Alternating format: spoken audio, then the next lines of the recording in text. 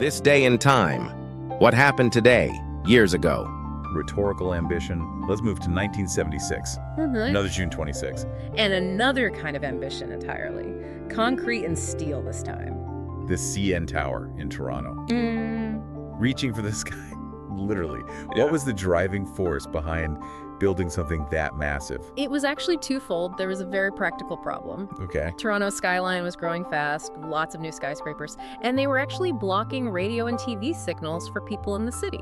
So the tower was basically a giant antenna. In part, yes, a communications tower to get those signals up above the new buildings.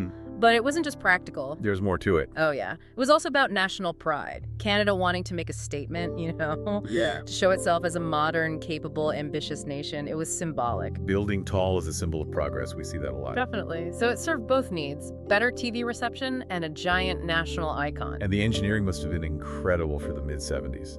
Truly groundbreaking. They used some really innovative techniques. That Y-shaped base, for example, for stability against wind. Right, wind must be a huge issue that high up. Huge. And they used something called the hydraulic slip-form method. Basically pouring concrete continuously as the forms moved upwards. It let them build incredibly fast. Slip forming. Okay. Yeah, and the whole design had to account for insane forces. Wind, lightning, even just the immense weight of the structure itself, pushing engineering limits all the way. 553 meters tall. And wasn't there a story about a helicopter? A really big one?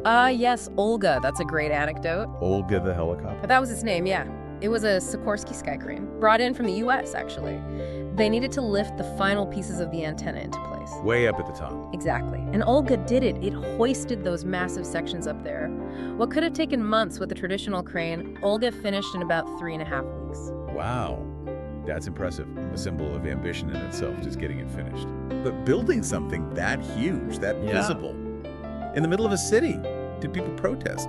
The whole NIMBY thing, not in my backyard. It's interesting. There were criticisms. Some people called it like a finger challenging the gods, that kind of thing, aesthetic complaints. A bit over the top. Maybe. But the location helped avoid major protests. They built it on old railway lands, kind of abandoned industrial space. Smart move.